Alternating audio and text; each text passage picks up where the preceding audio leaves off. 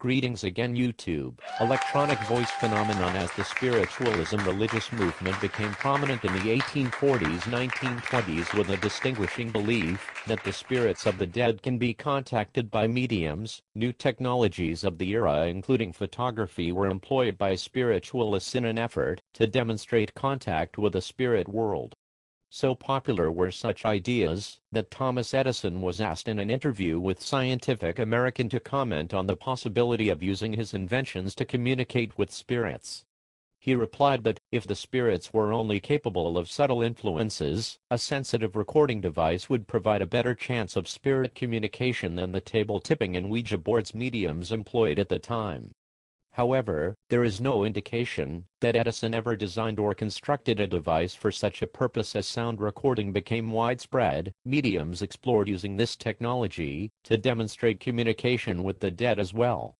Spiritualism declined in the latter part of the 20th century, but attempts to use portable recording devices and modern digital technologies to communicate with spirits continued. Latvian photographer and medium Attila von Salé was among the first to try recording what he believed to be voices of the dead as a way to augment his investigations in photographing ghosts and zombies. He began his attempts in 1941 using a 78 revolutions per minute record, but it wasn't until 1956, after switching to a reel-to-reel tape recorder, that he believed he was successful. Working with Raymond Bayless, von Salé conducted a number of recording sessions with a custom-made apparatus consisting of a microphone and an insulated cabinet connected to an external recording device and speaker. Salé reported finding many sounds on the tape that could not be heard on the speaker at the time of recording, some of which were recorded when there was no one in the cabinet. He believed these sounds to be the voices of discarnate spirits. Among the first recordings, believed to be spirit voices, were such messages as "This is G, hot dog, art, and Merry Christmas and Happy New Year to you all." More recent ones say things like "Help me" or "Get out." One has even said, sounding like a teenage boy saying "You wanna hear a fart," and a young child giggling afterward. Von Salé and Bayless' work was published by the Journal of the American Society for Psychical Research in 1959. Bayless later went on to co-author the 1979 book, Phone Calls from the Dead. In 1959, Swedish painter and film producer Fredrik Jurgensen was recording bird songs. Upon playing the tape later, he heard what he interpreted to be his dead father's voice, and then the spirit of his deceased wife calling his name. He went on to make several more recordings, including one that he said contained a message from his late mother. Modern Era, 1980s present, in 1982.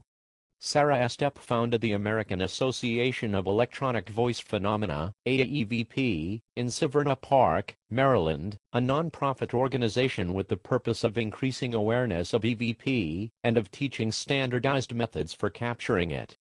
Estep began her exploration of EVP in 1976 and says she has made hundreds of recordings of messages from deceased friends, relatives, and other individuals, including Konstantin Rodive, Beethoven, a lamplighter from 18th century Philadelphia, Pennsylvania, and extraterrestrials whom she speculated originated from other planets or dimensions. The term instrumental transcommunication, IDC, was coined by Ernst Jankowski in the 1970s to refer more generally to communication through any sort of electronic device such as tape recorders, fax machines, television sets, or computers between spirits or other discarnate entities and the living.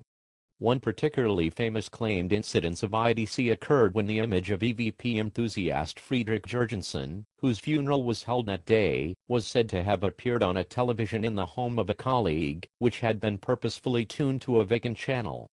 IDC enthusiasts also look at TV and video camera feedback loop of the Droste effect. In 1997, Immense Barris, of the Department of Psychology at the University of Western Ontario, conducted a series of experiments using the methods of EVP investigator Konstantin Rodive and the work of instrumental transcommunication researcher Mark Macy as a guide. A radio was tuned to an empty frequency, and over 81 sessions, a total of 60 hours and 11 minutes of recordings were collected. During recordings, a person either sat in silence or attempted to make verbal contact with potential sources of EVP. Barris stated that he did record several events that sounded like voices, but they were too few and too random to represent viable data and too open to interpretation to be described definitively as EVP. He concluded, "While we did replicate EVP in the weak sense of finding voices on audio tapes, none of the phenomena found in our study was clearly anomalous, let alone attributable to discarnate beings. Hence we have failed to replicate EVP in the strong sense." The findings were published in the Journal of Scientific Exploration in 2001, and include a literature review. In 2005, the Journal of the Society for Psychical Research published a report by Paranormal